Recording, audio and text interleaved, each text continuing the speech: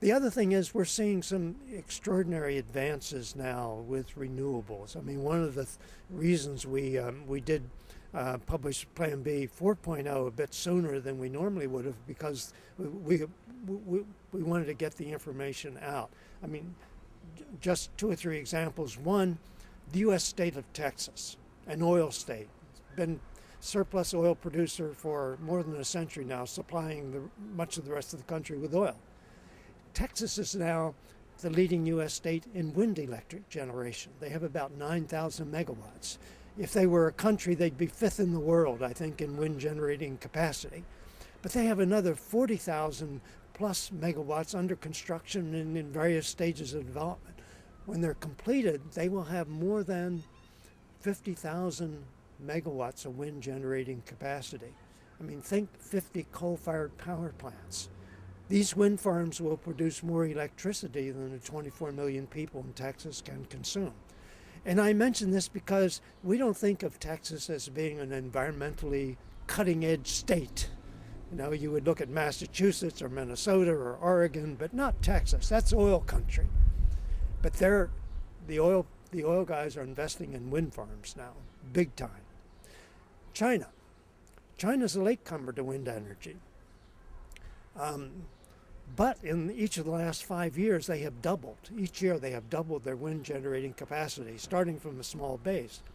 Now, in addition to that, government agencies put together what they call their wind base program, where this agency is organizing and coordinating the development of 7 wind farm mega complexes, ranging in size from 10,000 megawatts in the smallest to over 30,000 megawatts in the largest. Altogether, this is going to come to more than 130,000 megawatts of wind generating capacity.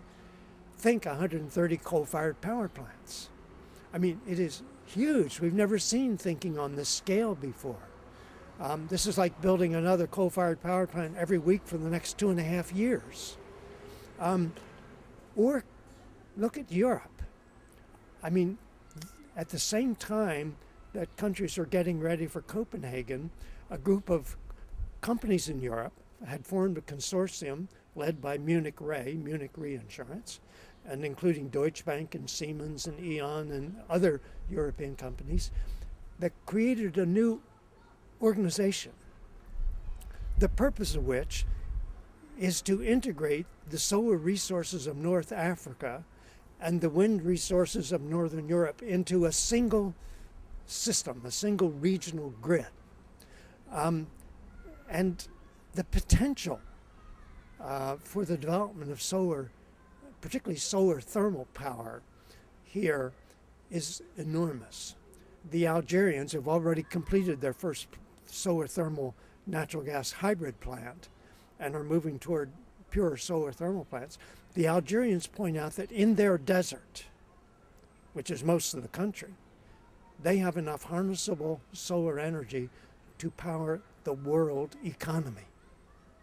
Not just Algeria, not just Europe, the world economy. It sounds like a mathematical error, but this point appears frequently in the energy literature when it's noted that the sunlight striking the Earth in 1 hour has enough energy to power the world economy for 1 year. So we have an enormous amount of energy now, and the challenge is not whether we have it, but how to harness it economically and how to get the energy from where it's concentrated to where people are concentrated. China, for example, according to a wind resource inventory completed some months ago by a joint U.S.-Chinese team, pointed out that China has enough harnessable wind energy to increase its electricity generation 7-fold. China can increase its total electricity generation 7 times from wind alone. Onshore wind alone. They didn't even look at offshore wind. So the potential's there. The U.S. is also richly endowed with wind energy. So between wind and solar, particularly solar thermal and geothermal, we can run the world economy without any problem at all and do it in a way that will not disrupt the Earth's climate system.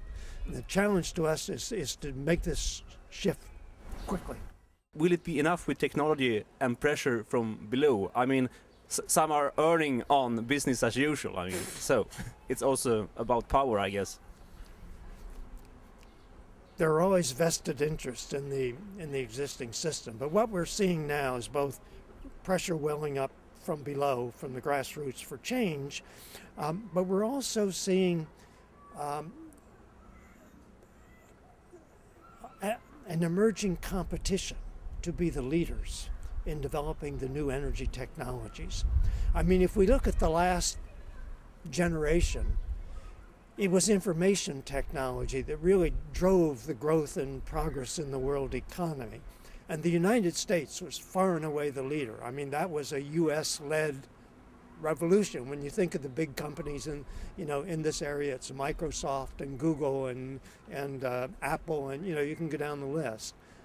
And just as that technological leadership put the U.S. in a very strong economic position, so whoever owns the most advanced technologies in wind energy and solar thermal and solar cells and tapping geothermal energy is going to be benefiting and be the leaders in the new economy.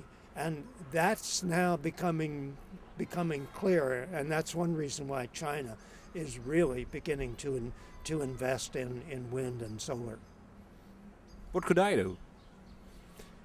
I think as individuals, when people ask me, what can I do? They expect me to say, recycle your newspapers and change your light bulbs and ride your bike more and your car less and so forth. And those things are important. But we're in a situation now of such urgency that we have to mobilize to change the system. Pick an issue that's important to you. Is it closing coal-fired power plants? Is it stabilizing population? Is it developing a world-class recycling program in your city or your community?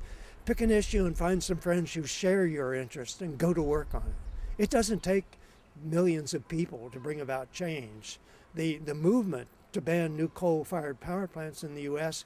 involved thousands of people, probably not tens of thousands, probably just thousands of people organized and succeeding. So you don't have to have a lot of people. You have to have a few dedicated people to bring about change.